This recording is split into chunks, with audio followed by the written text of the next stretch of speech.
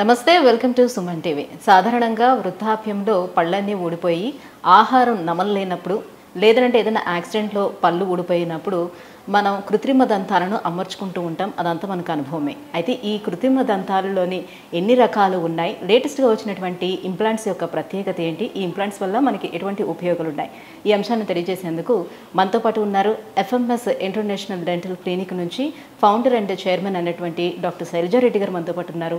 Ma'am అడిగే ఇంప్లాంట్స్కి సంబంధించిన అన్ని వివరాలను తెలుసుకుందాం. Hello ma'am. నమస్తే.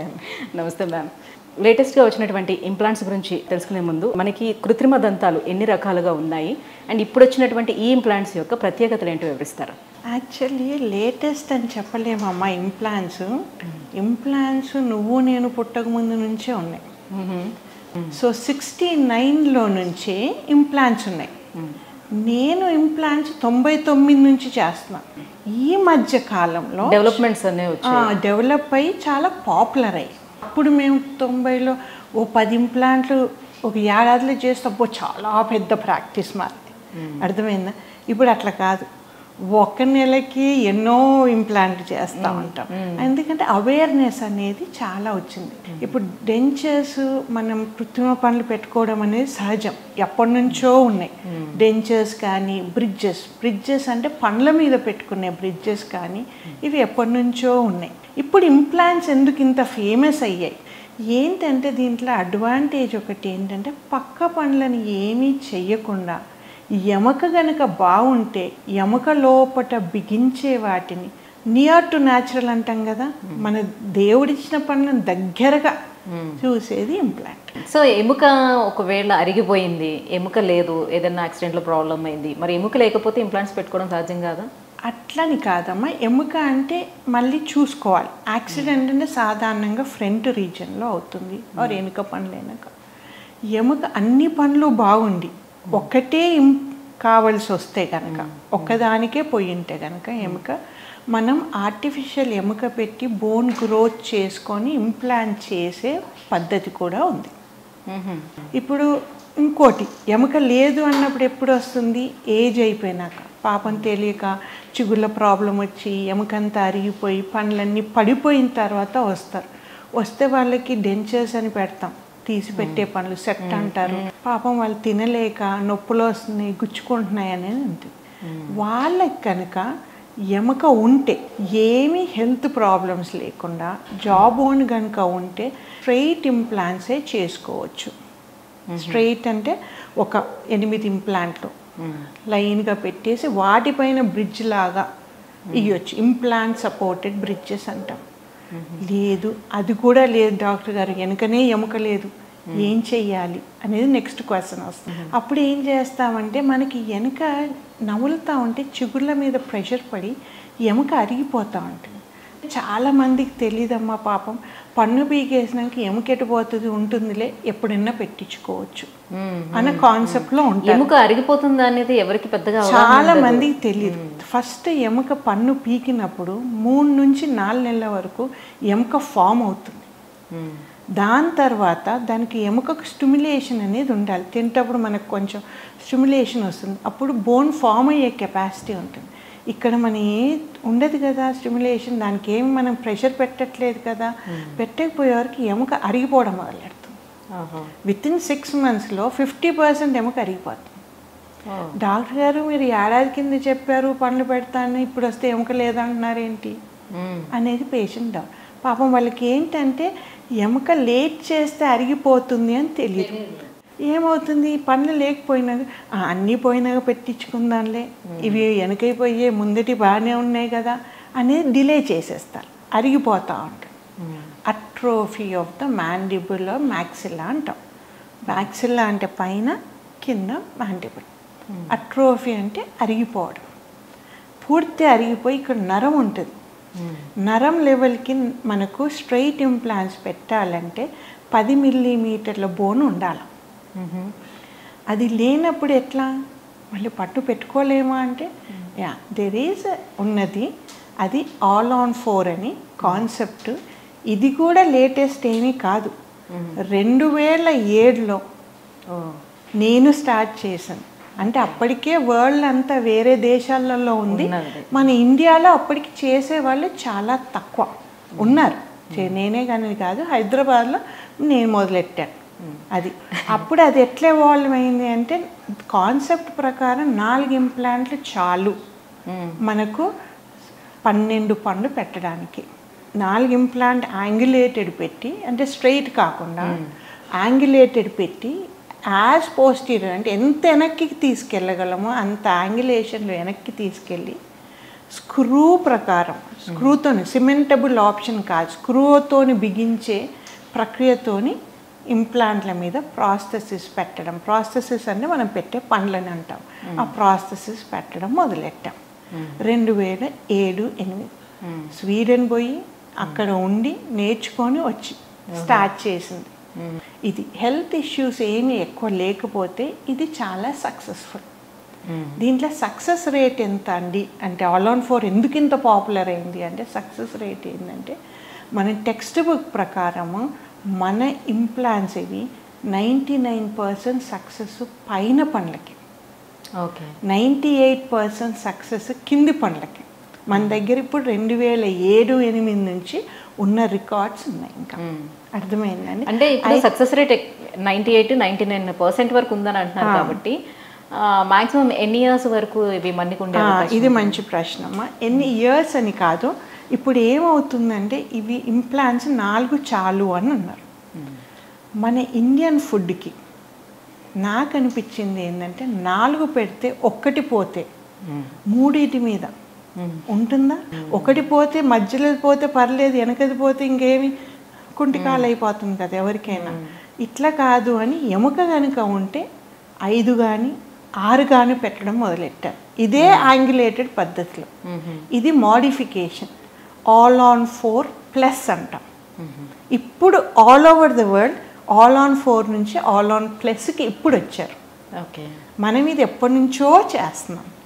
అంతే, దాంట్లో సక్సెస్ చూసుకున్నాం. ఎందుకంటే మనది మనం ఇంప్రూవ్ చేసుకోవాలి ఏదవుతుంది అన్నా. కానీ వాళ్ళు చెప్పారు ఆ దేశంకి ఎముక పెద్దగా ఉంటుంది. చూసారు కదా, జర్మన్స్ కానీ యుఎస్ కానీ టాల్గా ఉంటారు. జా సైజ్ కూడా, మన ఎముక సైజ్ కూడా పెద్దది ఉంటుంది. మన ఇండియన్ సాధారణంగా చిన్నగా సన్నగా డెలికేట్గా ఉంటే మన ఎముక కూడా అంతే డెవలప్ అవుతుంది. దాంట్లో 4 సన్న ఇంప్లాంట్ పెట్టి ఆ పుస్తకంలో చెప్పేశారు అది నడిచిపోతుంది అంటే ఎట్లా అవుతుంది? కుదరదు కదా. మన ప్రకారంగా మనం మోడిఫై చేసుకోవాలి. అట్లా చేసి సక్సెస్ రేట్ ఉంది. ఇప్పుడు దీని సక్సెస్ రేట్ ఎంత అనేది సాధారణంగా ఎవరు చూసినా ఎవరు చెప్పినా కానీ, ఏ వీడియో చూసినా ఏ doctor life long success rate అండి, life long success. Life long అంటే ఏంటి అంటే వాళ్ళ లైఫ్ ఎండ్ వరకు ఉంటుందేమో ఇంకా అనుకుంటారు. అదే కదా లైఫ్ లాంగ్ అంటే, అదే కదా. మనం అది ఎవరము గ్యారంటీ ఇవ్వలేము.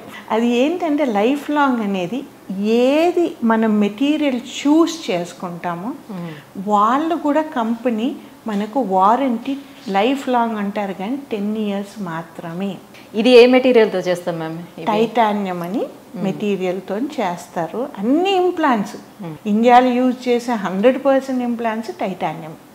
జిర్కోనియం కూడా ఉన్నాయి కానీ మన ఇండియాలో చాలా తక్కువ యూజ్ చేయట్లేదు. అన్ని దేశాలలో కూడా జిర్కోనియం అనేది తక్కువ. ఆ టైటానియం ఏంటంటే మన ఎముక గ్రో అవుతుంది, దాని చుట్టూ ఫ్యూజ్ అయిపోతుంది. ఫ్యూజ్ అంతా అతుక్కుపోతుంది. మనం కొంచెం 3 నెలల నుంచి 6 నెలల కాలం ఇస్తే ఆ ఎముక దాని చుట్టూ ఫామ్ గట్టిగా పట్టేసుకుంటే మన శరీరంలో ఒక పార్ట్ లాగా అయిపోతుంది. దాన్ని యూటిలైజ్ చేసుకొని పన్ను పెడుతున్నాం. ఇది అన్నమాట. సో ఇప్పుడు ఏంటి మనకు సక్సెస్ రేట్ అనేది long term success rate. Initial success rate ఉంటుంది, long term success rate. Initial అంటే మనం పెట్టినప్పుడు 4-5 ఏళ్ళు బాగున్నాయా లేదా. లాంగ్ టర్మ్ చూస్తే సక్సెస్ రేటు మామూలుగా మనకి టెక్స్ట్ బుక్ ప్రకారం 90 to 95. అంటే 5 నుంచి 10% ఫెయిల్ అయ్యే అవకాశం ఉంటుంది అని వాళ్ళు చెప్పారు. ఇది ఎందుకు లైఫ్ లాంగ్ అని అడిగారు కదా, దాన్ని ఆన్సర్ చేయడం ఉంటుంది 30 ఏళ్ళు అని అనలేము. ఏ టైంలో పెట్టుకున్నాడు పేషెంట్, ఏజ్ ఎంత పేషెంట్ది, వాళ్ళకున్న ఆరోగ్య సమస్యలు ఏంటి, వాళ్ళు వేసుకునే ట్యాబ్లెట్స్ ఏంటి, ఇవన్నీ మనకు బోన్ మీద ఎఫెక్ట్ అవుతుంది. మన ఆస్టియో ఇంటిగ్రేషన్ అని ఉంటారే మీరు, ఆస్టియో ఇంటిగ్రేషన్ అంటే ఏంది, బోన్ దాని చుట్టూ ఫామ్ అయ్యేదాన్ని మనం ఆస్టియో ఇంటిగ్రేషన్. ఆ బోన్ ఫామ్ అయ్యేటప్పుడు ఏదన్నా ఇంటర్ఫియర్ అయితే అది బోన్ కరెక్ట్గా ఫామ్ అవ్వదు. ఒక పక్క ఫామ్ అయ్యి ఒక పక్క ఫామ్ కాక అంటే మెత్తగా. ఫస్ట్ మనకు ఏమవుతుందంటే పేషెంట్స్ కూడా పాపం తెలియదండి, వాళ్ళని నేనేం బ్లేమ్ చేయరు, మేము చెప్పినవి అవన్నీ యాజ్ ఎ డాక్టర్ నేనే తీసుకుంటాను బ్లేమ్. ఎందుకంటే పేషెంట్ అని మీరు పెట్టించేసుకొని 3 నెలల్లో పర్మనెంట్ క్యాప్ పెట్టేస్తామండి, వచ్చేసేయండి పనులు, మీరు మామూలుగా అన్నీ తినేయచ్చండి అని ఇట్లా చెప్తారు. అది తప్పండి. అందరికీ 3 నెలల్లో పనులు పెట్టలేం. ఇప్పుడు మనం ఆల్ ఆన్ 4 అన్నాం కదా, మీరు అడిగారు కదా ఇమీడియట్గా పనులు ఇచ్చేస్తున్నారు కదా అని. అవును, ఆల్ ఆన్ 4లో యాంగులేట్ చేసినప్పుడు పనులు ఖచ్చితంగా ఇవ్వాలి, ఇవ్వకపోతే ఫెయిల్యూర్ రేట్ ఎక్కువ ఉంటుంది. యాంగులేటెడ్ ఇంప్లాంట్ నేను అన్నాను కదా, బోన్ స్టిమ్యులేషన్ అనేది కావాలి మనకు అని. ఇప్పుడు ఏం చేస్తాం, టెంపరీగా పెడతాం, తీసి పెట్టేది కాదు, టెంపరీగానే ఫిక్స్డ్ పెడతాం. పెట్టి దానిపైన మెత్తటి పదార్థాలు 6 నెలల నుంచి 8 నెలలు ఆగమంటాం. ఆ మెత్తటి పదార్థాలు మాత్రమే తినమంటాం. ఏ మెత్తటివి అంటే మనం చిన్నపిల్లలకి పెడతామే ఉగ్గు అంటాము, చాలా మెత్తగా చేసి అట్లా తింటే 3 నెలల వరకు మంచిది, హెల్దీ. మంచిగా ఇంప్లాంట్స్ తో పెట్టేసుకున్నాను కదా పళ్ళు అని ఏదన్నా తినేయచ్చు అని, బోన్స్ లాంటివి, మటన్ బోన్స్ లాంటివి కొరికితే జామకాయలు కొరికేసి తినేస్తాను, నేను జామకాయ గింజలు కూడా నవ్వులేయాలి, నేను జంతికలు తినాలి, మళ్ళీ తెలంగాణ అయితే సకినాలు తినేయాలి, ఇవన్నీ కుదరవండి. బికాస్ అది గట్టి పడడానికి మనకు ఇప్పుడు మనకి చెయ్యి ఎరిగినా కానీ ఎముక స్టిక్ కావాలి, 3 నెలలు వేస్తారా పట్టి వేసి 3 నెలల తర్వాత తీసేసి స్లింగ్ వేస్తాడు, వేసి 2 నెలలు ఉండి బాబు, దాని తర్వాత ఎక్సర్సైజ్ స్టార్ట్ చెయ్యి, దాని తర్వాత బరువులు ఎత్తు అంటాడు. అప్పటికి ఎంత అయింది కాలపరిమితం? 6 నెలలు. నార్మల్గా ఇంప్లాంట్స్ పెట్టించుకోవాలంటే వాళ్ళు తొందరగానే అయిపోతుందా వాళ్ళకి? ఇమీడియట్ పండ్లు పెట్టుకున్న తర్వాత ఆల్ ఆన్ 4 ఆల్ ఆన్ 5 పెట్టుకున్న తర్వాత 2 రోజుల లోపునే వాళ్ళకి పండ్లు వచ్చేస్తాయి. పండ్లు రావని కాదు, పండ్లు ఉంటాయి, నవ్వడానికి, చూడడానికి, తినడానికి. అంటే ఏంటి, మెథడ్ డైట్, ఇడ్లీ ఉప్మా ఇట్లాంటివి తినగలుగుతాం. 3 నెలల తర్వాత మామూలు మన అన్నము అవన్నీ తినొచ్చు.